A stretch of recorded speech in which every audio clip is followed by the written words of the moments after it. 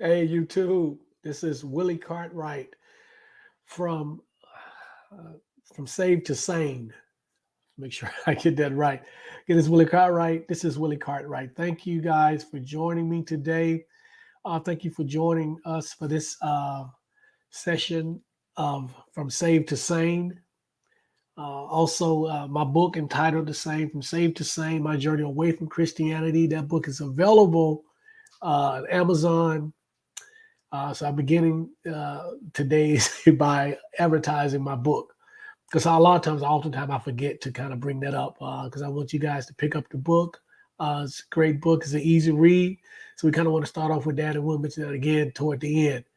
Let me begin today. I always begin by giving shouts out and thanks to two very important people.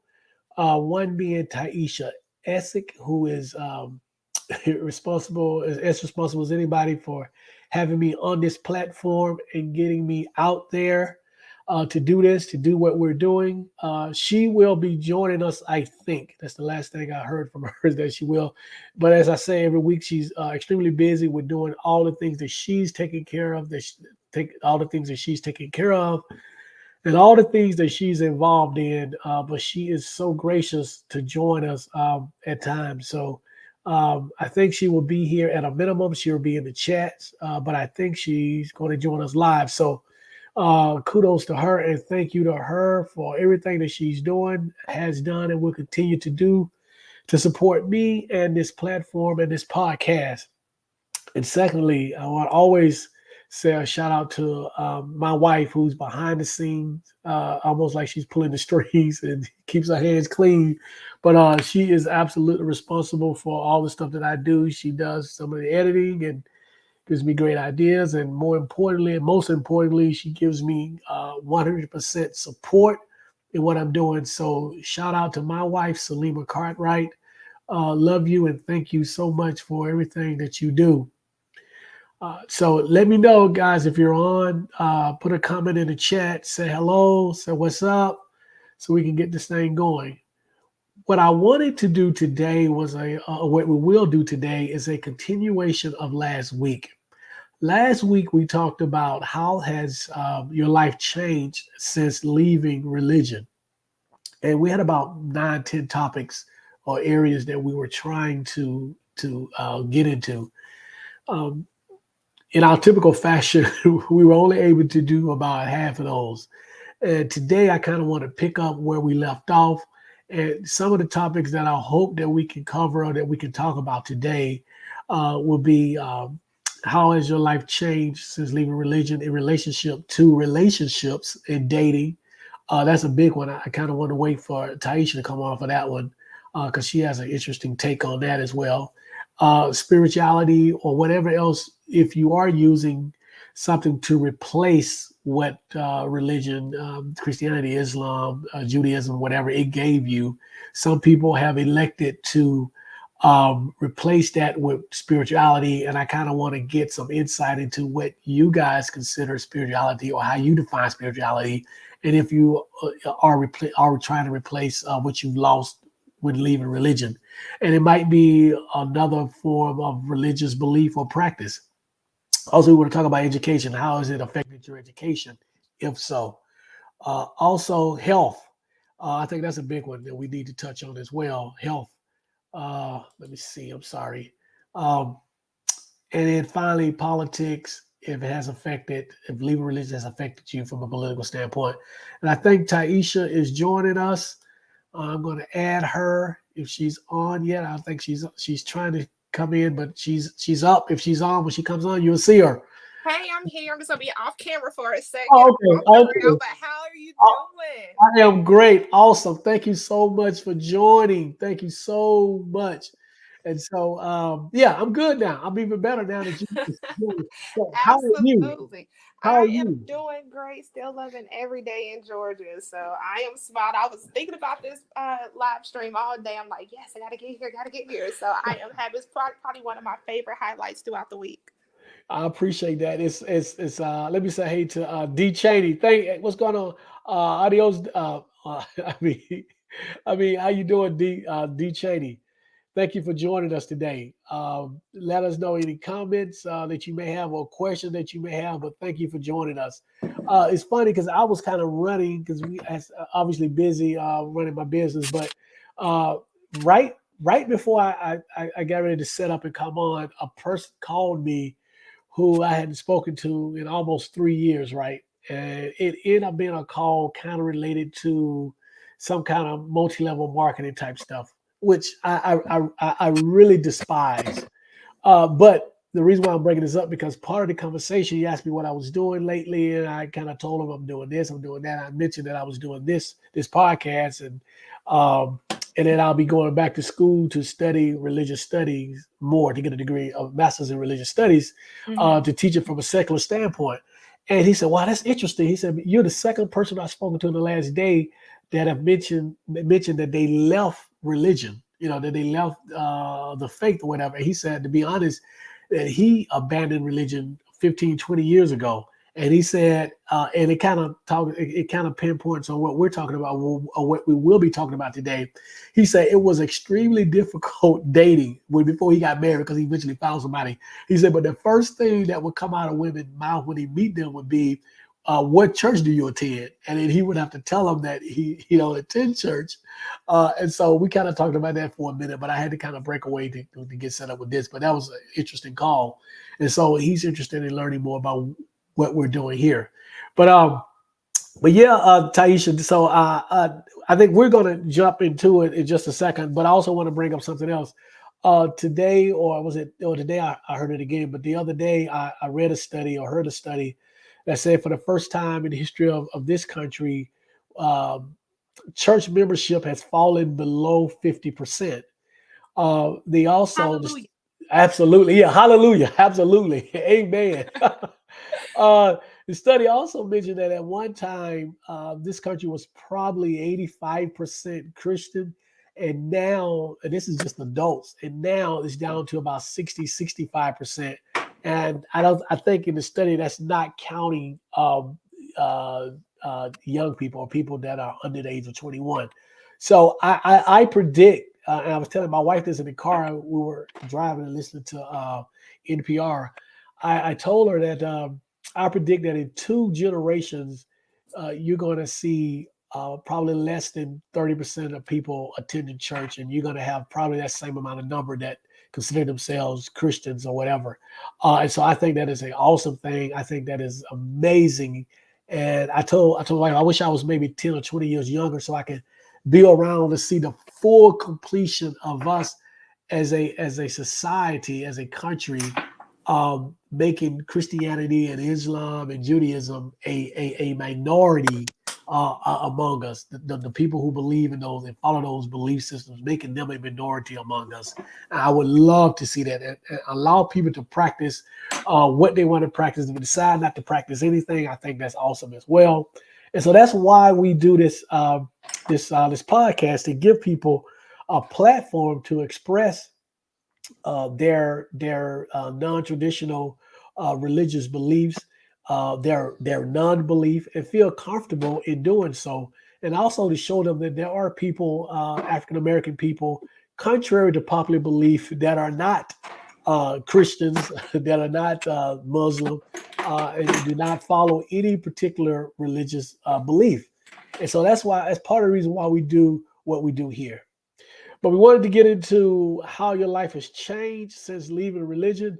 And I think we want to kind of pick up where we left off last week, and that was about relationship and dating. Um, my story is pretty straightforward. I don't kind of want to rehash that because it's not as interesting as your story, Taisha, regarding dating and moving down south And to I'm gonna go ahead and the get on camera for that. I'm just up here. I'm starting dinner, so I'm going to go ahead and get on camera for that one. okay.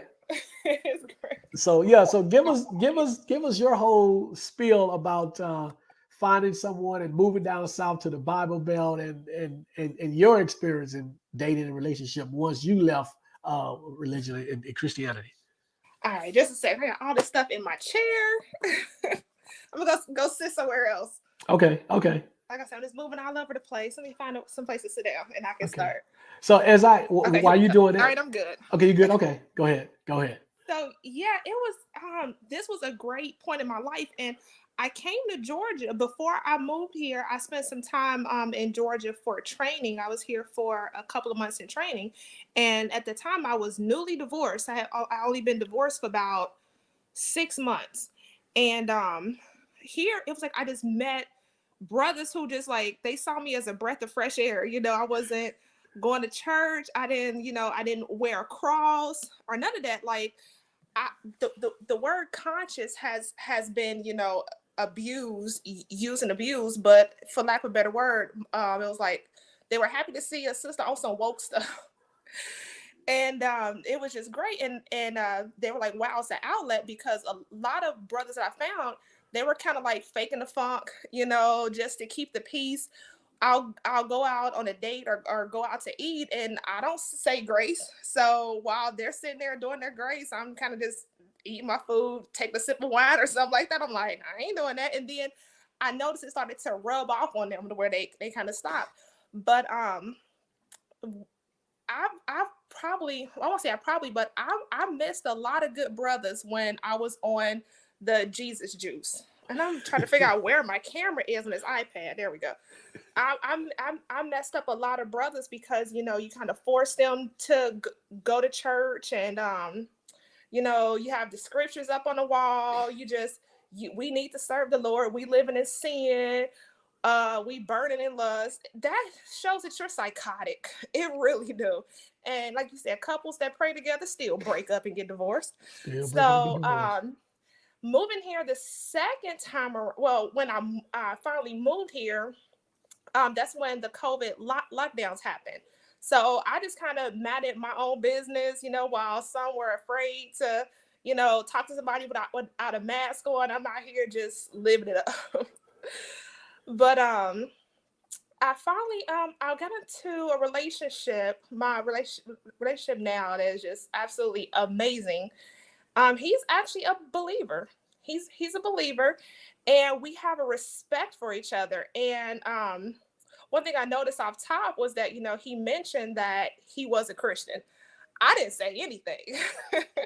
I didn't say anything. So then eventually I let him know. I was like, hey, no, he mentioned that he was like he's a man of routine. You know, he does when he say he's gonna do something, he does it, and he keeps a routine. Like how you start at 5 o'clock, you start at 5 o'clock no matter what. Me, I'm like, maybe I'll start at 6:45, 7 o'clock. You know, man that keeps his routine and his schedule. But I let him know that I wasn't a Christian, I wasn't a believer. You know, I told him all that, but I told him that I respect, you know, his belief system. I wasn't here to deconvert him or anything like that. I respect it. And we just went on about our business. But his most powerful statement to me was he has a lot of great people in his life, and they are the best people. They have great hearts, and they don't have a belief system or go to church or read the Bible. And I was like, this is gonna work. And I've mentioned a few times that I have gone to church, and it was with him. The first time I met his family, he invited me to friends and family day at the church up in Macon. And I was like, oh my gosh, I'm going to church. I was like, oh, I think I reached out to you, or I reached out to somebody. I was like, I gotta go to church. I'm gonna catch on fire when I walk in.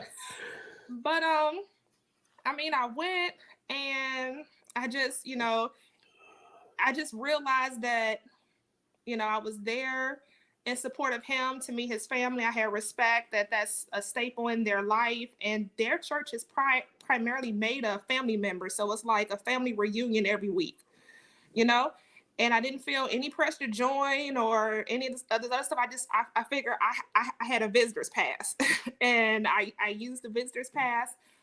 But that's just about it. But he's one of the most brilliant men that I know, in addition to you as well, that it's not just surface. Oh, I'm just going to get some pen and draws and nothing like that. He actually knows the stories of the Bible. He knows the Greek mythology, where it came from. He can point you here to that. We talk about European holidays, although I don't participate in them, he does. But it's part of his upbringing. He was born in Germany. So, he knows, Santa Claus and stuff like that and the traditions. We were watching an episode of Atlanta, and they filmed it overseas. I think it was Atlanta. It was something else, but it was showing, how the Santa's helper was actually in blackface. Yeah. So yeah, he knew about all of that. So he's educating me, but we're not on some, hey, I want to convert you, or this ain't gonna work unless you serve the Lord. It's just a respect, and that's pretty much it. But I've noticed here in the Bible Belt, the little cousins or those who are around our age, I meet different people, they're not believers. They just, they want the community aspect. They want, somewhere to go to eat on the holidays, and they want to keep Yeah. the peace and stuff like that. So that's pretty much what it is. Yeah. I think in relationship to this topic, my experience has been that outside of the pastor and the deacons, most men wouldn't go to church unless, if they're in a relationship, they're kind of forced to.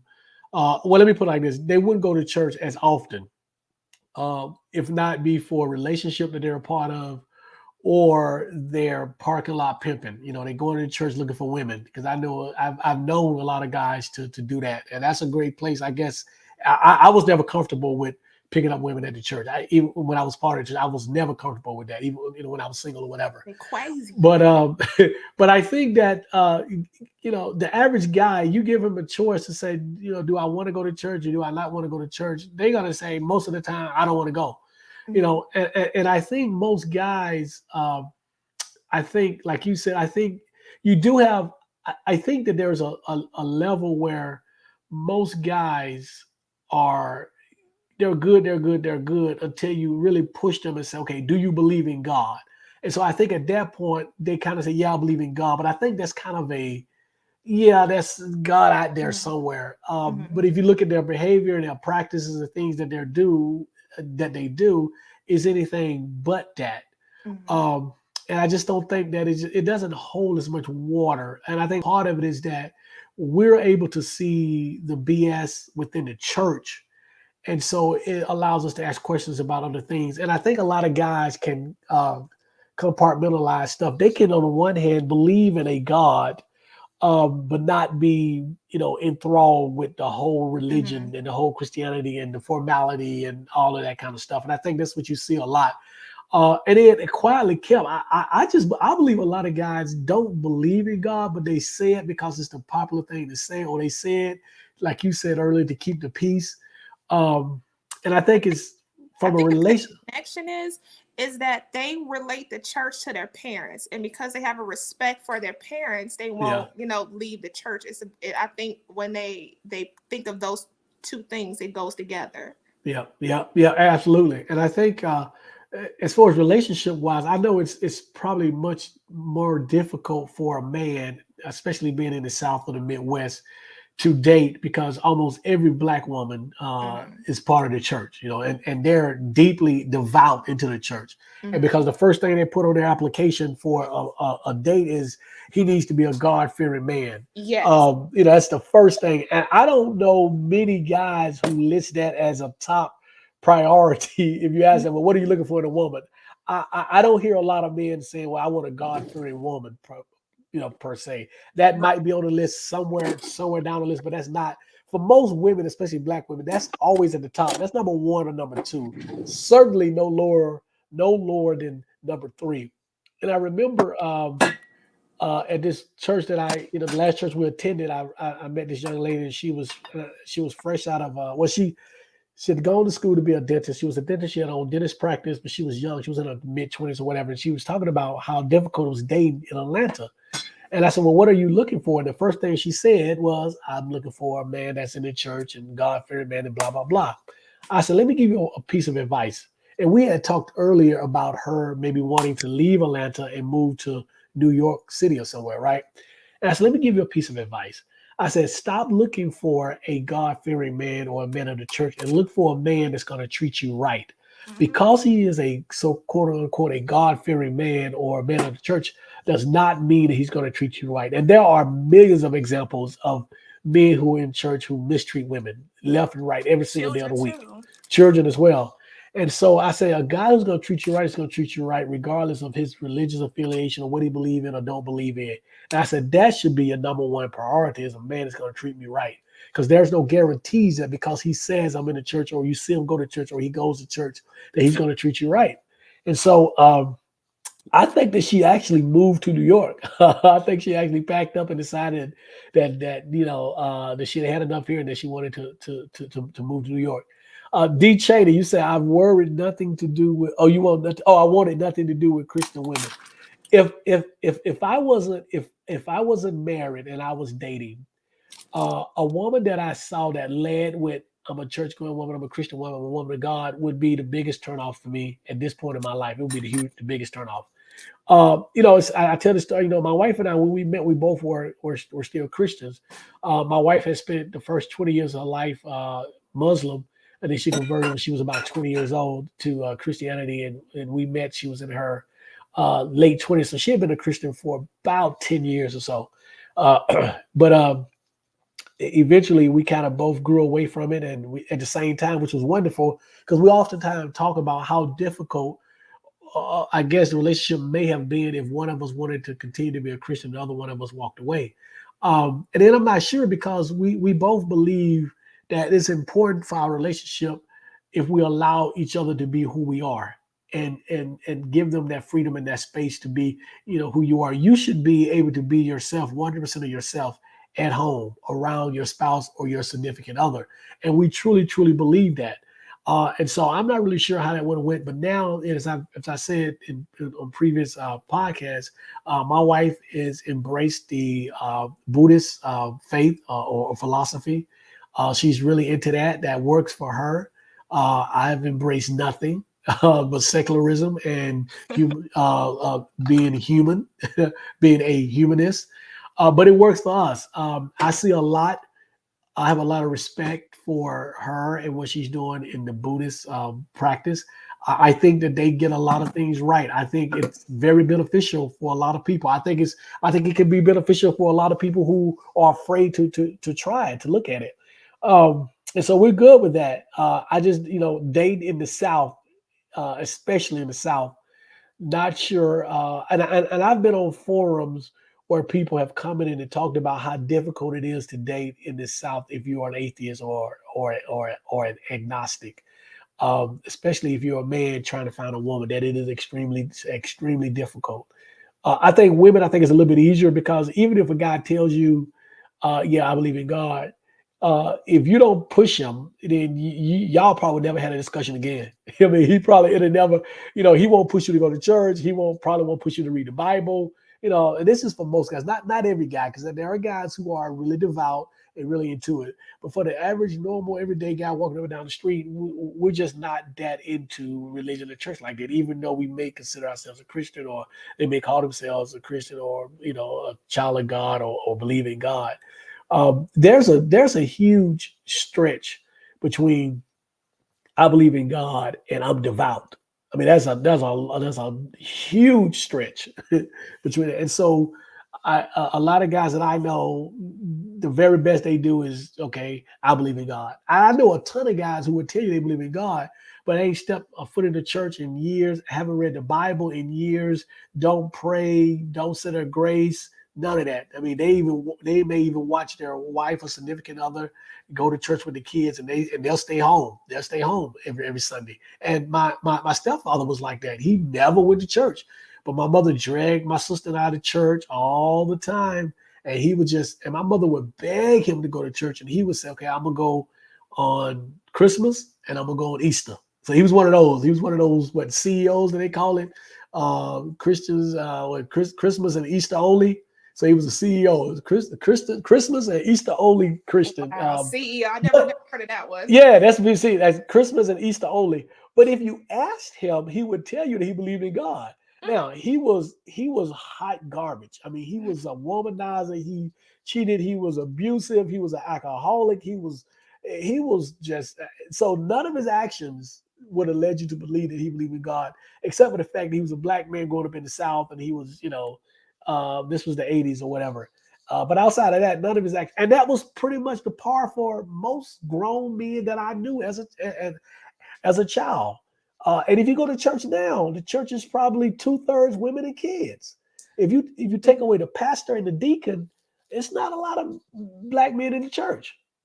When it comes to our people, black people, we have to really scream when someone says like, yeah, I believe, I have faith. They could have the praying hands tattoo, wear a They all cross. do.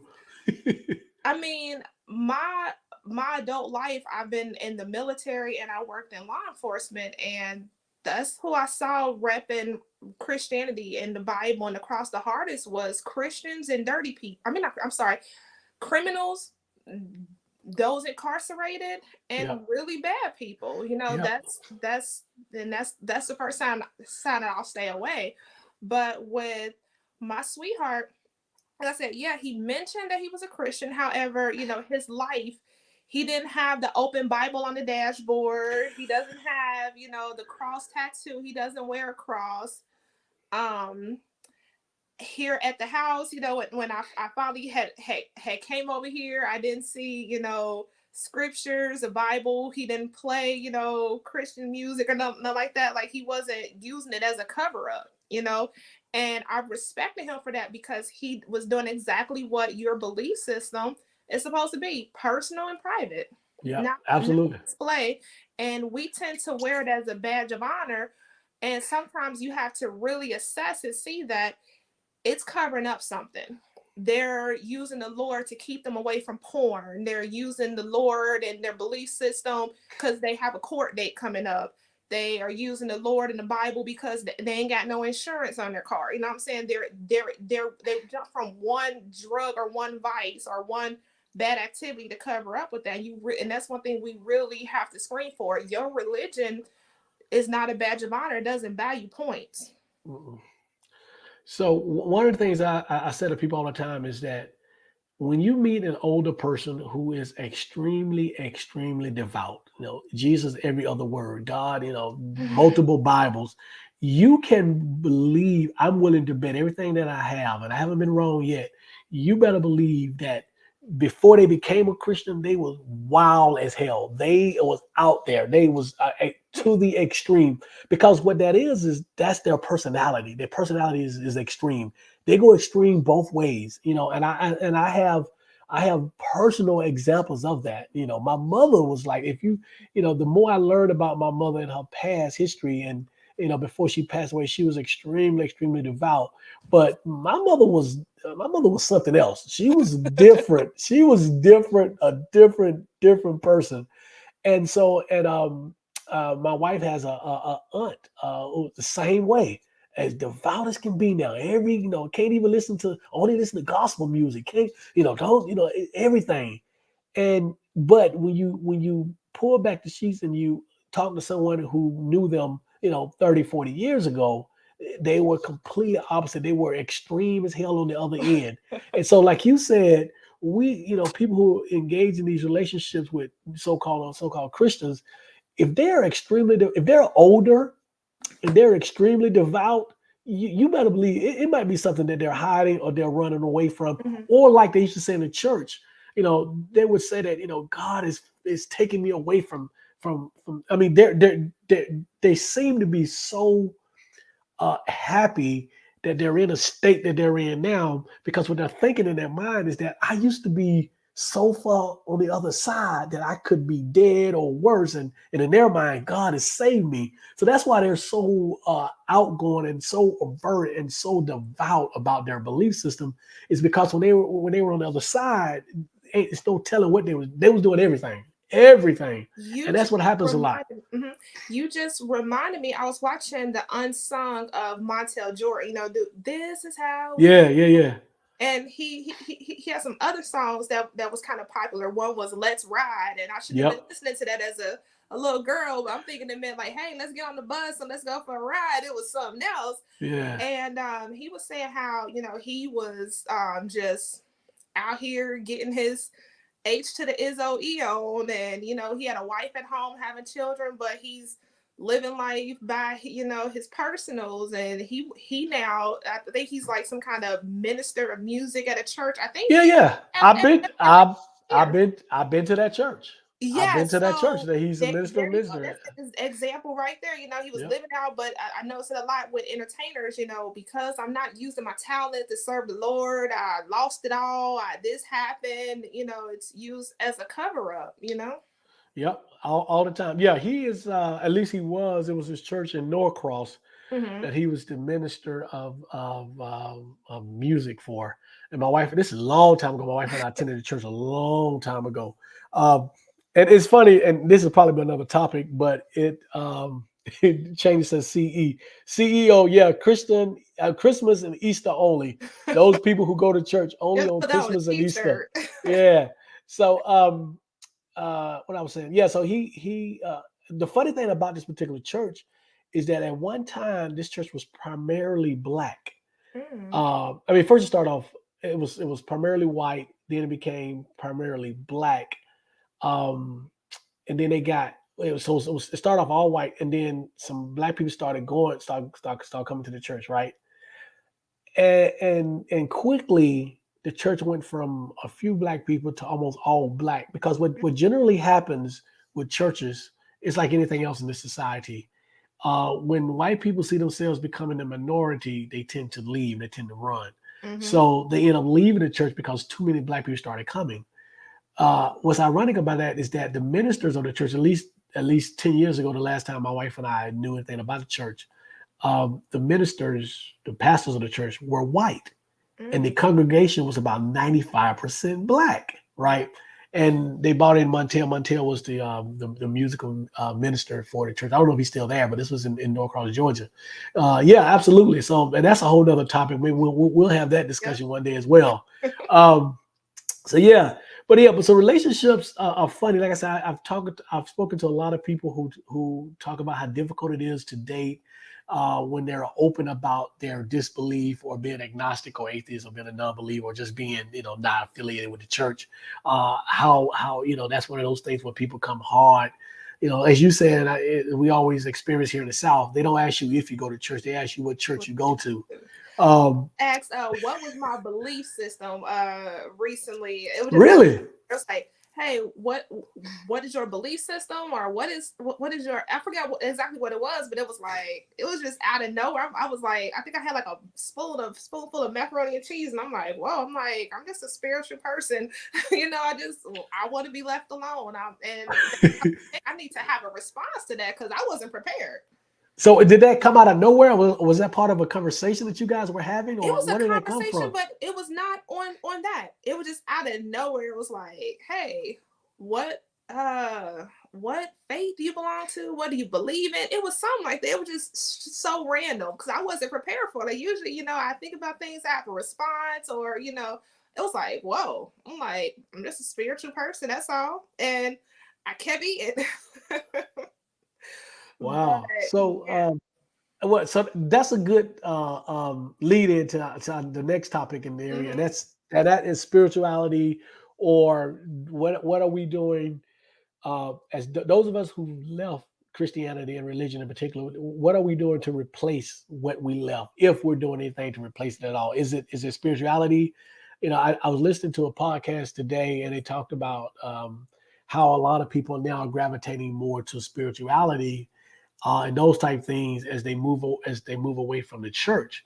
And so I do see that. I see people, but see, and I think it's kind of we have to be careful because Hmm. what I've seen, the first thing I saw was I've seen people who went from a religion, a religious, and then that became like a bad word to I'm Christian, and that became a bad word to I have a relationship with God, right? Hmm. But they still believe in Jesus as God. And I tell them all the time, I said, that's still religion. Christianity is the belief in Jesus Christ as your savior. That's no way to get around it. So if you say, well, I'm not a Christian, but I believe in that Jesus is God, it's the same thing. And You're just now, practicing on. yeah, exactly. And now some of those same people would just say, well, I'm spiritual. And then you have those individuals who are really spiritual, who are not affiliated with any kind of denomination or belief system whatsoever, and they understand what I would consider to be what's really spiritual. To me, spirituality, and this is just me, my definition of spirituality is understanding who you are from the inside out, what's your place in the universe? What moves you? What motivates you?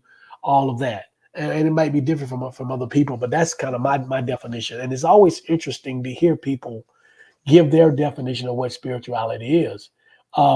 So yeah, so you talked about being spiritual. So tell us what do you consider spiritual, or how do you frame that? Great question. And it kind of ties into relationships a little bit. Once I decided to leave Christianity and not believe, well, I found out that everything that I had learned was untrue. I went ahead and explored everything that I was taught was demonic, of the devil, Yeah, and it just showed how close-minded I was. So one of the things that many people do, they may go from Christianity to being a Hebrew Israelite. I was the one where I went from, okay, I went into like, how they say conscious and woke, but that's like a bad term now. Like they don't use and abuse it. They don't even mean what it was supposed to mean. So I started getting into, different African spiritual systems. Then I realized I just had like this hodgepodge of mess. And one thing that I warn people is to not spend all this money chasing books. You're thinking that there's a secret in here and you're chasing to go buy, crystals. You're going to go buy this. You're going to go buy that. It's okay. Brace yourself, take it one step at a time. You can get a library card, get some books. And then if there's certain books that are out of print, there's one that I will recommend besides yours. Pick up Safe to Save, My Journey from Christianity, available on Amazon. I think I forgot what it is, but it's by Dr. Ben. And I think it's called The Need for a Black Bible. I think that's Dr. Ben, if I'm not mistaken. The Need for a Black Bible. That was one of the most powerful ones I read. And forgive me because I don't have my books around me. But then it got out of hand. I just found myself jumping down rabbit hole after rabbit hole. And that can make you look crazy too. You know how you put down, yeah, I'm a Christian, you gotta be God-fearing, gotta do this. Mug starts talking about, okay, I'm a goddess, I'm a divine being, I'm stardust, I'm this. You sound crazy as crap. Okay. So I a sister, she had actually shared her dating profile on Facebook, and I screenshot. I'm like, whoa, this whole goddess, and it just became a form of being a hoe and justifying smoking weed all day and doing absolutely jack nothing and being ashy. And so I'm just like, okay, that's not me either. So how I define spirituality, and it may seem crazy to others, but it's my personal belief system. I understand that energy never dies, and I keep memories alive. And my spiritual connection is to my environment, those around me, to myself, and that's just about it. Like I understand, although you are my brother, we do not share DNA, parents, cousins, relatives, but I do understand being a Black woman, our connection. And also too, I don't want to see anything bad happen to you. Like if you was about to jaywalk and get hit by a bus, I'm like, don't jaywalk, because I yeah. want to feel that hurt. So I have a spiritual connection to my environment and those around me, if that makes sense. But I don't have to read about it. I don't have to, pay dues to belong to it. It's just something that I have. I have a connection with my environment and the world around me, and I want it to be better than how I found it. Yeah, absolutely. I didn't jump around a lot because I had already experienced. I knew some Hebrew Israelites. I knew that wasn't what I wanted to do. And I knew some Muslim brothers. I have a cousin who was Muslim. I have a good I friend who's respect Muslim. them.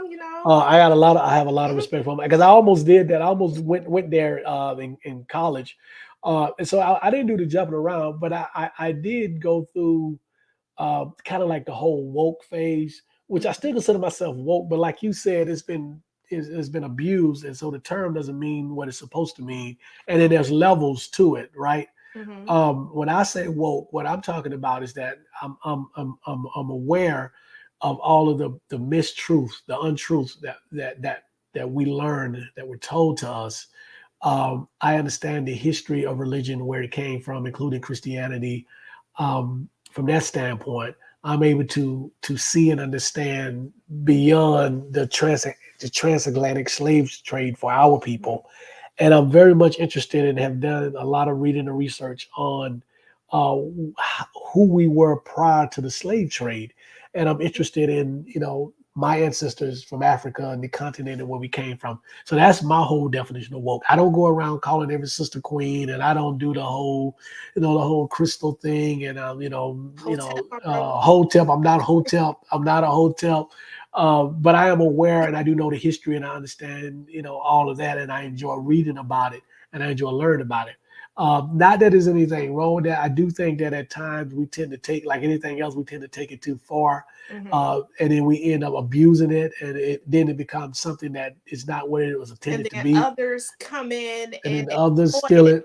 it, exploit it. Exactly. Yep. So, but Like, I am very proud of being black. I am very much pro-black. Don't mean that I'm anti-white. I'm very mhm, much pro-black, yep. in every aspect whatsoever. I don't celebrate European holidays. Even before, it's funny because even before I left religion, I didn't celebrate. Um, I was as a kid and as a Christian, you celebrate Christmas, and then you do the whole Easter speech sermon. But as when I became an adult on my own, I've never put up Christmas decorations. I've never put up Christmas decorations. Never ever in my life. I don't do the whole Easter thing. I don't do the patriot. I don't do the 4th of July. People are all for their clothes. That's fine. If I'm somewhere, we may go to a beach or whatever. But I don't celebrate. I definitely don't do Halloween, and it's not because it's supposedly demonic or evil. Because I Mhm. think it's hilarious, to be honest. I Yeah. just don't celebrate any European holidays. I don't. So yes, I've never been into the whole holidays, as you say. I've never been into those. Never. I just never. And my mother never celebrated the Halloween, or she did Christmas East because she was a Christian. But outside of that, my stepdad would go out and shoot the gun off on New Year's and 4th of July. He would shoot in the sky. He was No. crazy. Oh, he was crazy. He was crazy. He was crazy. He was crazy. So he would shoot. But that's old school. That's old South. I mean, that's old school. You I know, I think my great hold on, my mom's dad, my grandfather did that, but he came back from the Korean conflict, kind of, disabled veteran status. So he did it yeah. as well. He used No, to shoot at stray cats and stuff. my stepdad was ex-military. He was former military. Hmm. He one year the gun backfired and almost blew his thumb off. What? But it still didn't stop him. He still shot that gun. But and now I live in a gentrifying hood area, as we call it.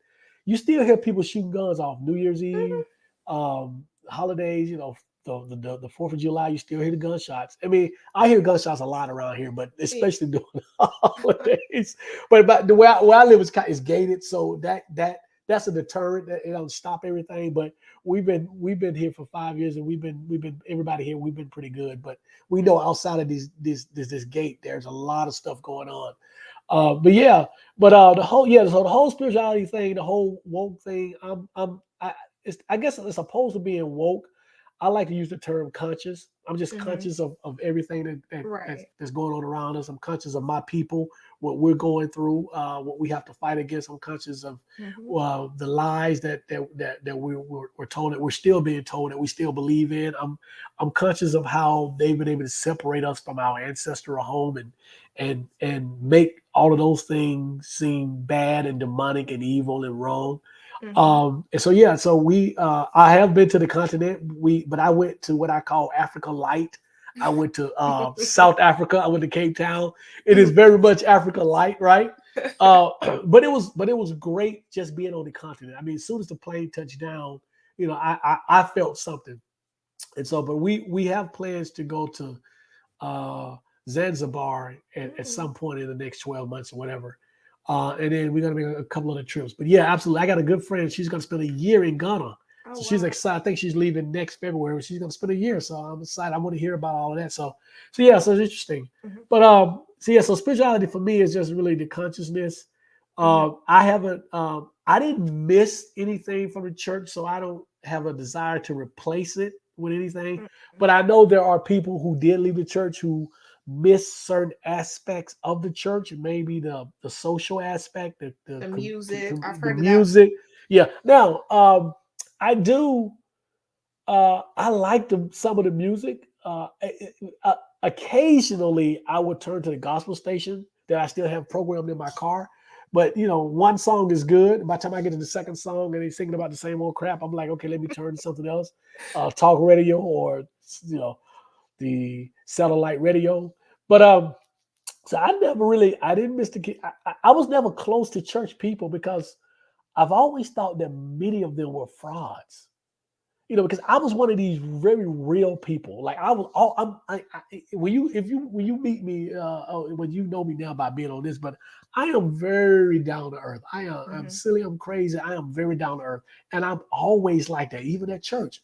And so I've met people that I've known outside of the church, and then I've seen them in the church, and I'm like, it's all right to be yourself. I mean, you're not gonna, go crazy, but so I just was, my wife and I both, we never really was that comfortable around church people because it's this facade that they have to put on, especially when other people are around. I'm just like, be yourself. I mean, just be yourself, and so I don't have a desire to replace it. I never had a desire to replace it with anything. I'm a social person. We have a circle of friends that we hang out with. I'm good with that. I have organizations that I'm part of that I don't even participate in. So if I really wanted to be social, I can, do that part of it. But spirituality, being conscious, and I didn't have a need to replace it with anything else. So that's on that. So spirituality replacing it. We also wanted to talk about education, if that was affected, how that's affected. I remember I had a conversation with somebody. He's freaking, I don't want to say a redneck, but he's from my hometown, Birmingham. And he one of these dudes who grew up he grew up in the hood, as a white guy, but he was, back then it was just part ghetto, part country. And so he's one of these dudes that stayed in all kind of troubles, always in and out of jail, staying in all kind of trouble. But he's an example of he's extremely devout. He comes on my social media pages and he says all this kind of stuff on Facebook, and he's just Jesus, Jesus, Jesus, God. But if you know his history, he'll tell you his history. He's been in and out of jail. He's came close to being killed on multiple occasions. He's been through multiple divorces. His kids, he had hard relationships with his grown kids. He's been unemployed for time and time. I mean, he's been in at the hospital. I mean, just hard. So he's one of those examples of someone who was extreme on one side, and now that he's, a Christian or whatever, he's extremely, extremely extreme. I mean, he's devout. But we had a conversation, and I don't even know why I'm talking. I had this level of conversation with this person because he doesn't have the capabilities to comprehend what I was saying. And so I was telling him about, you can't expect our kids to believe in the stuff from the Bible and be able to compete on a world stage. You can't get your science from the Bible and expect to be able to compete on a world stage, because the rest of the world, where they might be religious to a point, that's not how they see the world, through the prism of religion. And for a lot of us, when I say us Black people, and for a lot of poor white people, we really believe that the Bible is actually history and geography and science that is really real. And so you can't go on a world stage to a university or college or have an intellectual conversation with somebody and really believe that the earth was created in 6 days, 6 to 7 to 8,000 years ago. I mean, you sound like an idiot. So one of the things that leaving religion, and I was never in that space, but one of the things that leaving religion do to a lot of people, it helps to them to get on the level of the intellectual level that they need to be, because they start to understand and realize that the stuff in the Bible that is not factual. The Bible, for the 1,000th time that I've said this, the Bible is not a history book. Okay. And so leaving religion, for a lot of people, it enables them to break away from that, to really understand what science is. Whenever I have a discussion with people about creation and evolution, Big Bang, I have to explain to them that the Big Bang is the most commonly accepted theory of how we got here. And it's not creation. It is not creation. And these people will argue with you that it is creation, but it's not creation. So from an educational level, we have to be careful how we're out there presenting ourselves, because when we present ourselves through the Bible and the prisms of Christianity, then a lot of people outside of our immediate community look at us like there's something wrong with us, because that's not science at all. So just wanted to kind of get that in. You have anything on that, on the whole education thing, Taisha? I know did you step away? Oh, it's on mute, so you stepped away. So any comments? D Cheney, glad that you're still here with us. Any comments or any questions about that? So Taisha is back now. Sorry about that, Taisha. That's fine. I kind of put you on the spot, but I was saying that did you have any comments about the whole education and leaving religion in education? Absolutely, and how that played into education. Lately, well, one of my rituals or routines is that I love watching old episodes of It's Showtime at the Apollo on Pluto TV. And one of the ways to not get booed, no matter how horrible you sound, is to sing a gospel song. Yep, every time. And I notice if whatever you say, no matter how outlandish it can be, as long as you say, well, the Bible says it comes from this, or my faith tell me, nobody, people just leave you alone and kind of, okay, bless your heart. And I remember as a young girl, I remember one time in class, I may have repeated it, and it was like the most idiotic thing. I mean, I won't say it was idiotic, but I raised my hand. I'm like, how? I think we went to a trip to the museum or something. Like, how is there dinosaurs and there wasn't any dinosaurs in the Bible? I think that was maybe like my young mind just, hold on, something ain't right. But I felt like it was a stupid question. I shouldn't have said that. I felt like that for years. But it wasn't until I went, like, my undergrad is from a Catholic university. And that's when I finally started grasping that religion and the Bible cannot be used as it is the only book you need. Because my first religious course, I didn't buy the book. I did not buy the textbook. I figure, okay, I could just write my papers and my discussion boards based on scripture and stuff like that. I had to get that good W, and that W was not a win; it was a withdrawal because I was failing horribly. Wow. And right in the middle of that was when I started coming out of Christianity and leaving the church and seeing things for what it was and finding other references. And the next time I took that course, I had to retake it, and I had to take additional religious courses. That's when I made the dean's list. Ooh. And, one mistake that a lot of people think is that, okay, the Bible is just a one book that I need. I don't need any other book. I just need God's word. I need this, that. And that just shows how close-minded you are. And you're setting yourself up for failure. But after that, I mean, I credit, going to college, but also in my personal life, I was leaving the church. I was studying other things and studying faith and studying reason and stuff like that. And I've been good ever since. Because even when I see it now, when I see people using God and religion as code speak, not like, oh, we're all one united under God. No, I see that's code speak. That means something else. And I see how it's used by different people to mean different things. So it's just, my life has gotten better, Yeah, I think I may have told you the story before. My wife has a uncle. He's an MIT graduate, and he married a woman, his second wife. She graduated from one of the Ivy League schools, like at Harvard a year, one of them. And together they had two daughters. He already had other kids, but they had two daughters together. And he's lived in Michigan for a while, and they lived in Minnesota for a while. And she's from Chicago. They're from upstate New York. But he got one of his last jobs ended up being here in Georgia. And so the kids were, the youngest one was in high school. I think they both were, I think like 2 years apart. So both was in high school. One might have been in middle school, the other one was in high school. So when they first moved here, they moved to the Atlanta area. But then he was living in LaGrange. He moved to LaGrange, but the family didn't want to live in LaGrange for obvious reasons.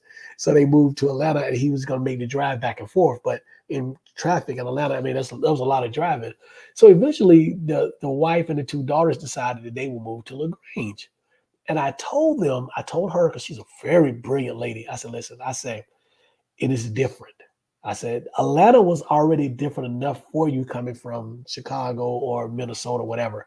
I said, but LaGrange is a completely different animal. I'm telling you. I said, there's going to be some challenges because your daughters are extremely bright. They think outside of the box. And at that time, they were actually, I don't know if they were hardcore believers, but they actually went to church every Sunday. And he actually, husband actually taught a Sunday school class, right?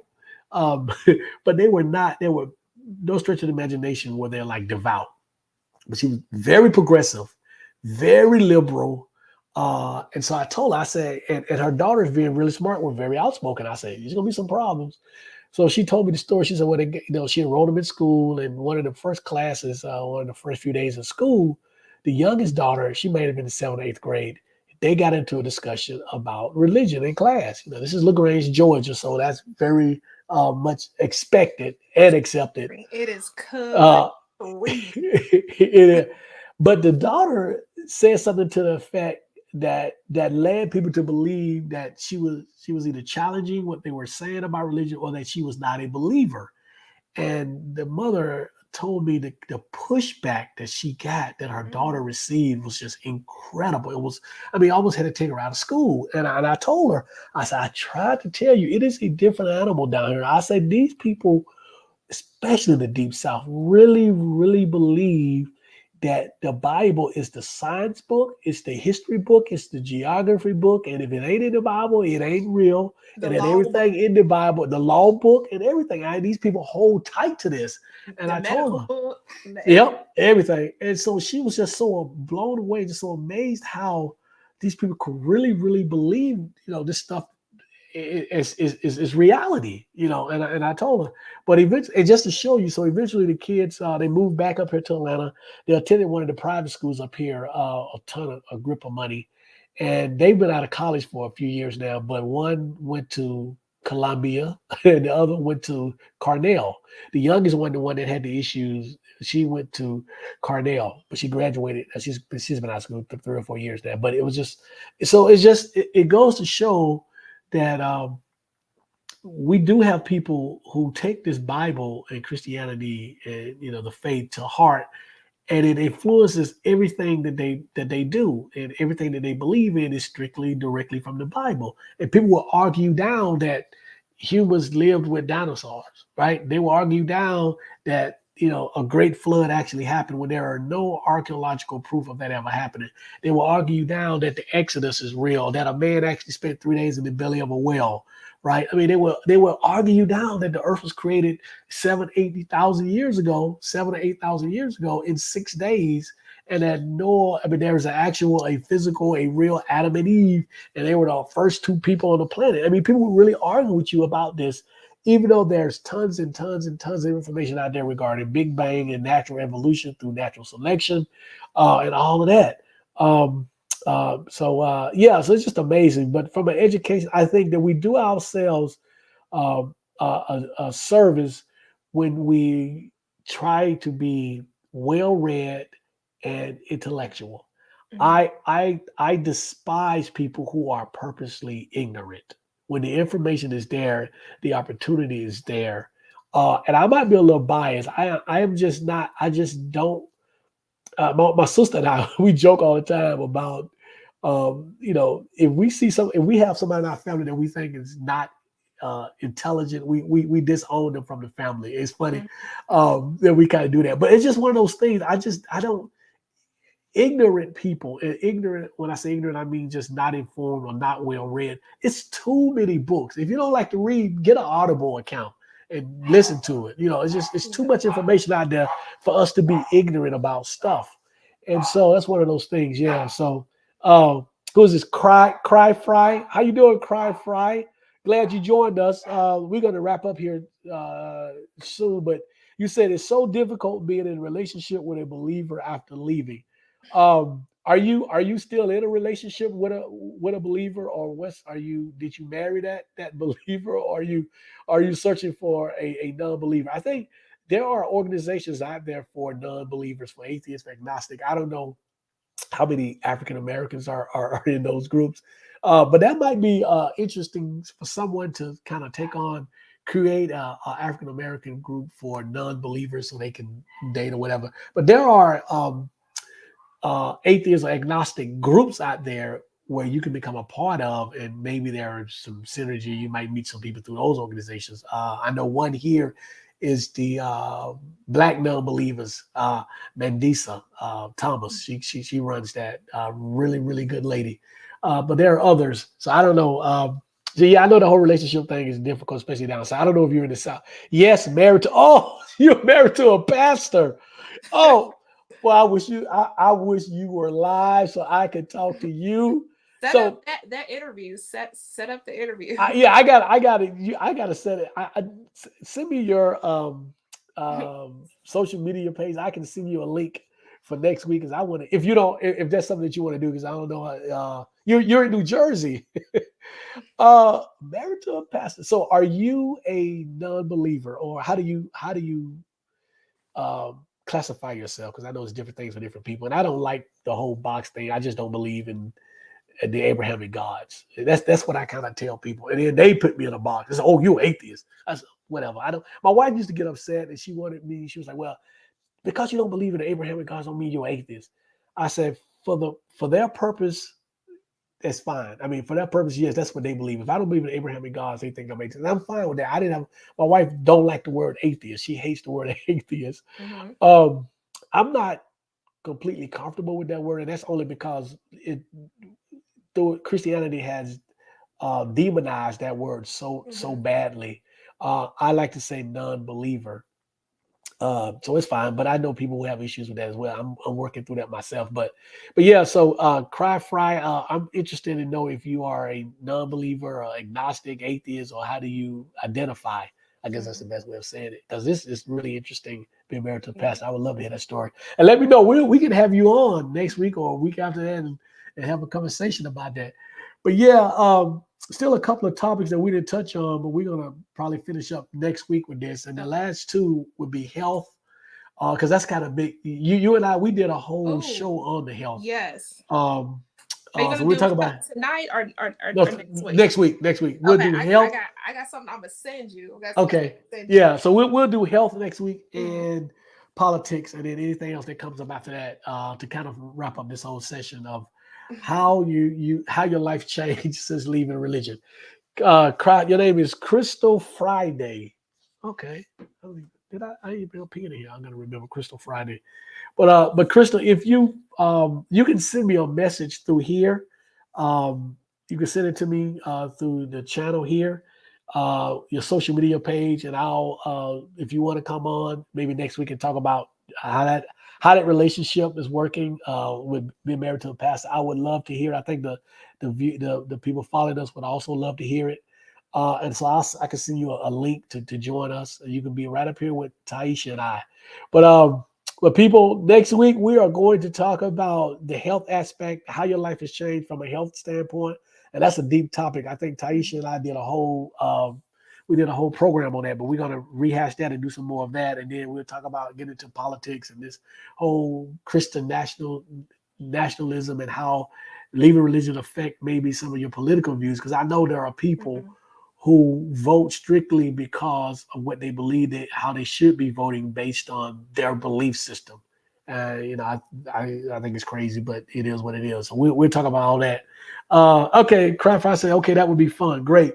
Before I get out of here, let me just do this. Pick up my book. Oh, you can't see it. I did this again. I got to fix that. The book is called From Saved to Sane, My Journey Away from Christianity, why Christianity has been detrimental to the African American community. You can pick it up on Amazon. Willie, Willie Cartwright, Cartwright, or you can cash out me $19.99 at Willie Cartwright 1906. Taisha's laughing.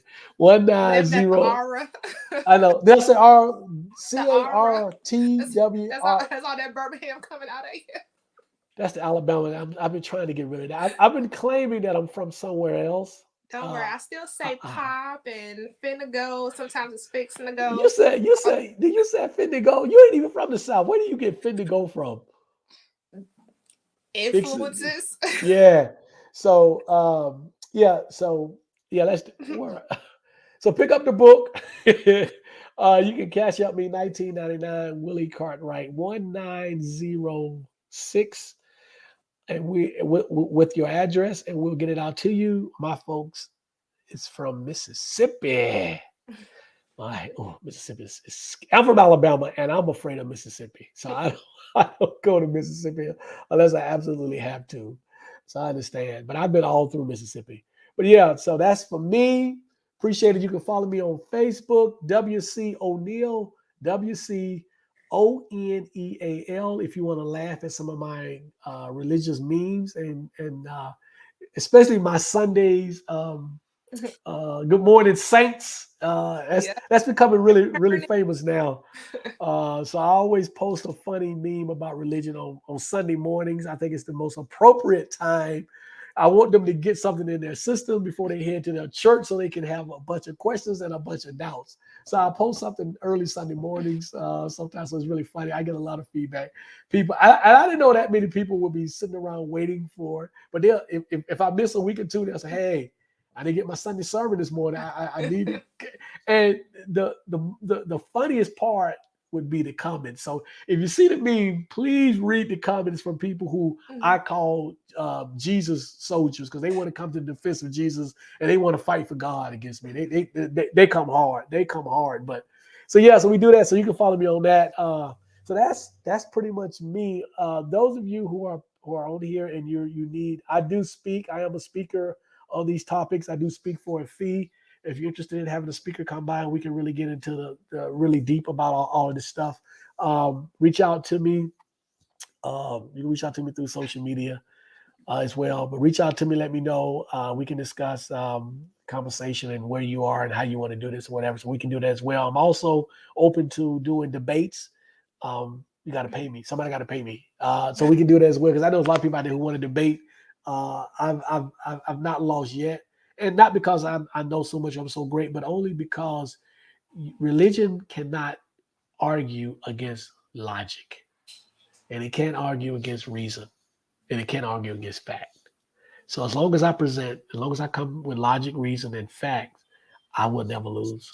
You can still believe what you want to believe, but I'm not going to lose that debate. Facts. So yeah, so that's me. Feelings don't change facts. Exactly. Absolutely. Feelings don't change facts. Taisha, let them know how they can follow you. This was a great discussion tonight. Like I said, I've been looking forward to it. It's absolutely amazing.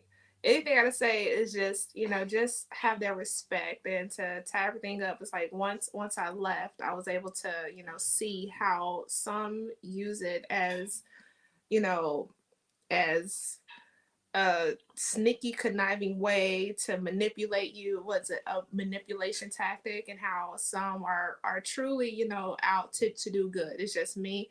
I don't have to have that threat of burning in a lake of fire to be good to people, nor am I going to sit around and wait for, something to come in and help me, So well, that's just it, but just a respect, having that mutual respect.